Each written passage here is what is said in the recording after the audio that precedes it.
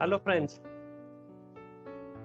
मुझे याद है कुछ साल पहले जब ओनियन प्याज इसके दाम 10-15 रुपए से डायरेक्टली लगभग 100 रुपए तक चले गए। आपको भी अच्छी तरह से ये चीज याद रहेगी। तो उस समय ऐसा क्या हुआ था कि एकदम से जो चीज 10 रुपए में 10 रुपए किलो में चल रही थी वो एकदम से 15-20 रुपए 50 रुपए 70 रुपए और 100 रुपए किलो तक चली गई। तो बेसिक ये हुआ था किसी वजह से। बेसिकली किसी भी मार्केट की अगर हम लोग बात करें तो डिमांड एंड सप्लाई, ये बेसिक प्रिंसिपल पे ये चलता है। तो अगर हम लोग प्याज के हिसाब से बात करें, जो भी डिमांड एंड सप्लाई अगर जब तक ये इवन है तब तक सब ठीक रहता है।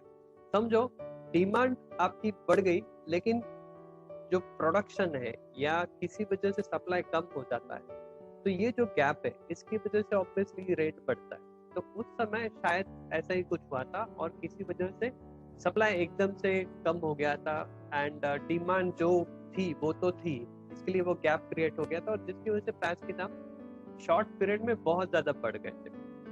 जब सब कुछ नॉर्मलाइज हुआ, जब सप्लाई ठीक हुआ, सप्लाई अपनी जगह पर आ गया और डिमांड तो पहले से वहां पर थी, फिर धीरे धीरे प्याज के दाम भी जो पीक लेवल था वहां से नीचे नीचे आते गए और किसी पॉइंट पे ये लगभग 10 रुपए 5 रुपए किलो तक भी चले गए थे बाद में। तो फ्रेंड्स ऐसा क्यों होता है? बेसिकली आज हम लोग इस वीडियो में कुछ बातें जानने का कोशिश करें, आज का जो भी सीनियर। तो मैं आपके साथ में इस वीडियो में 3 इंपॉर्टेंट बातें शेयर करने वाला हूँ जो कि निफ्टी के बारे में।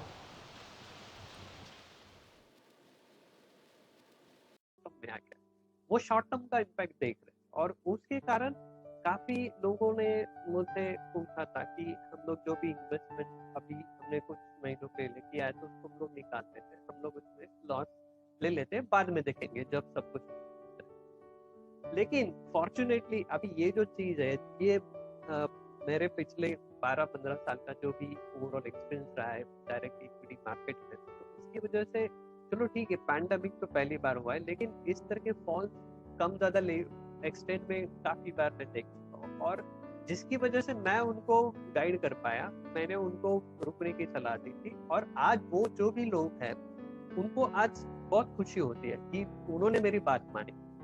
तो मेरा पॉइंट ये है कि जब सब लोग भाग रहे होते हैं, तब अगर आप टिके रहते हो तो ये कोई मतलब नहीं, वरना अगर आप भीड़ के हिसाब से चलोगे तो ऑब्वियसली शायद कुछ बार आपका काम बन जाए, लेकिन काफी बार शायद आपका काम ना बने। आज की अगर हम लोग बात करें तो जैसा पैंडमिक का सिचुएशन चेंज होते गया, लॉकडाउन जो भी है वो कम होते गया, और कंपनीज का ओवरऑल प्रोडक्शन, कंपनीज का overall capacity, overall sales, overall daily का जो भी इकोनॉमिक का एक्टिविटी वो नॉर्मल होता गया, तो उसके बाद में ऑब्वियसली मार्केट रिकवर होते गया। अब जैसे जैसे मार्केट रिकवर होते गया, वैसे वैसे print media, news media, TV पे, यूट्यूब चैनल्स, हर जगह पर आपको देखने को मिला रहेगा कि मार्केट में इतना इतना इमीडिएट ग्रोथ मिला, किसी स्टॉक में इतना ज्यादा रिटर्न मिला, इतने छोटे समय में कोई 20 रुपए का शेयर समझो 80 रुपए हो गया। और तरह तरह के एग्जाम्पल्स अभी आप यूट्यूब पे अगर देखोगे तो काफी सारे वीडियोस में वो ऐसा ही दिखा रहे कि आप आज पैसा, ये स्टॉक में इतना पैसा डालोगे तो वो शायद इतना भागेगा या इतना उसका रिटर्न आपको मिल सकता है। अगर हम लोग टेक्निकली बात करें तो हमें हमेशा इन्वेस्टमेंट करते समय कुछ बातों का ध्यान रखना।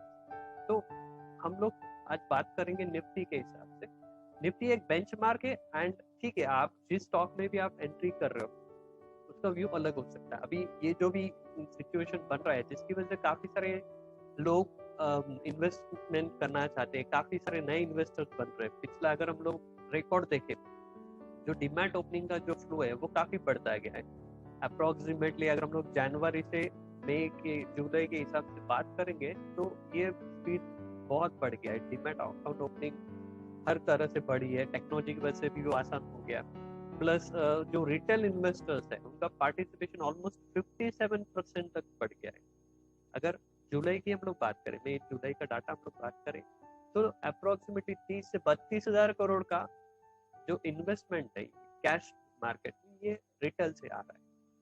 तो ऐसे समय में कुछ बातों का हमको ध्यान रखना चाहिए, तो वो मैं आपके साथ शेयर करूँ। तो मैं आपको कुछ डिटेल्स बताता हूँ, एक सेकेंड।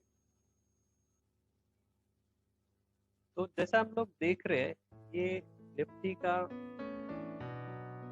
डिविडेंड यील्ड की हम लोग पहले बात करते हैं। डिविडेंड यील्ड का अगर हम लोग चार्ट देखेंगे तो जनरली इसका रेंज रहता है 1 से 2 के बीच का। एक्सेप्शनल केस में ये 2008-9 में लगभग ये 2.25 तक चला गया था, एंड बाकी एवरेज अगर हम लोग बात करेंगे तो इसका लोअर साइड में हम लोग बात करेंगे तो 0.75 का लगभग डिविडेंड यील्ड का रेंज रहा है। तो नीचे में 0.75 और ऊपर में 2.25, लेकिन मैक्सिमम पीरियड में ये 1 से लेके 1.75 तक का आप रेंज देख सकते हो।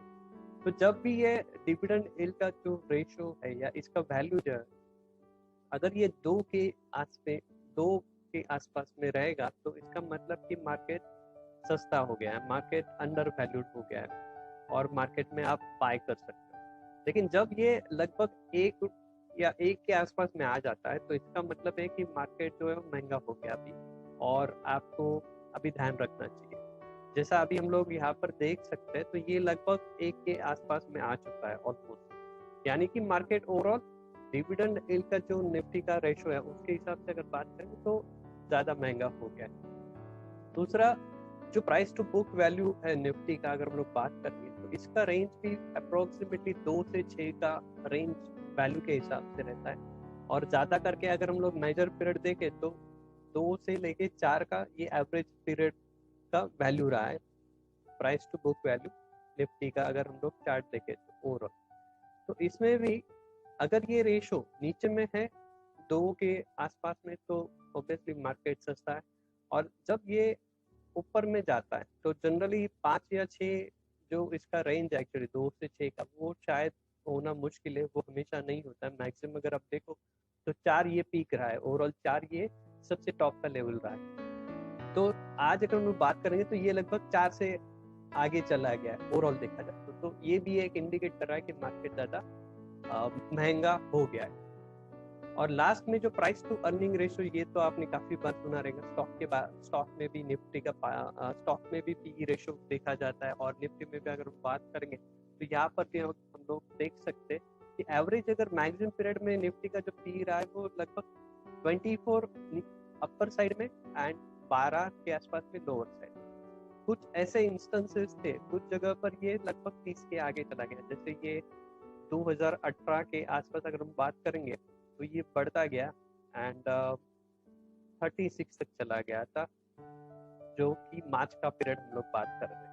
एंड उसके बाद अगर हम लोग आज की बात करेंगे तो ये लगभग 38 के आसपास में है। तो ये भी एक इंडिकेट कर रहा है कि निफ्टी अपने हिसाब से, अगर पी के हिसाब से बात करेंगे तो ये काफी ऊपर में चला है। तो ये जो तीन चीज है ये आपको ध्यान रखना बहुत जरूरी है। अगर आप नए इन्वेस्टर हो और अगर आप किसी स्टॉक के हिसाब से भी एंटर कर रहे हो तो सबसे पहले आपको ये चीज देखना बहुत जरूरी है कि ओवरऑल आपका एंट्री सही टाइम पे हो। सही टाइम पे मतलब एटलीस्ट अगर हम लोग स्टॉक के हिसाब से बात करें तो आपको ये जानना जरूरी है कि जो आप स्टॉक ले रहे हो, जिस स्टॉक में आप इन्वेस्टमेंट कर रहे हो, उसका जो भी वैल्यू है, उसका जो भी प्राइस है, वो सही है या नहीं है। अगर कुछ स्टॉक ऐसे होते हैं, जैसे फार्मा सेक्टर में काफी सारे स्टॉक्स का पी वैसे भी हाई होता है, तो उसकी बात अलग है। लेकिन मैक्सिमम केसेस में अगर हम लोग देखें तो निफ्टी के हिसाब से आप अगर फॉलो करोगे तो शायद वो ज्यादा बेटर रहेगा। तो याद रखिए, आप जो भी वीडियोस देख रहे हो तो वो शायद आपको एक ही साइड दिखा रहे हैं, लेकिन दूसरी साइड आप नहीं देख पा रहे हो कि हमेशा मार्केट जब बढ़ता है, नॉर्मली अगर बड़े इन्वेस्टर्स की बात करें, जैसे वॉरेन बफेट हमेशा कहते हैं कि जब सब मार्केट में आ रहे हैं तब हमको भाग जाना चाहिए, और जब सब भाग रहे हैं तब हमको मार्केट में आना चाहिए। तो अगर हम लोग ये सिंपल चीज भी दिमाग में रखें तो शायद हम लोग काफी हद तक इन्वेस्टमेंट और बाकी सब चीजों के बारे में डिसीजन अच्छा लें। तो ये वीडियो मैंने आपको जस्ट एक आपका गाइड करने के लिए प्रेजेंट किया है। उम्मीद है ये छोटा सा वीडियो आपको पसंद आया रहेगा। इस वीडियो के बारे में जो भी आपके कमेंट्स है वो मुझे जरूर शेयर कीजिएगा।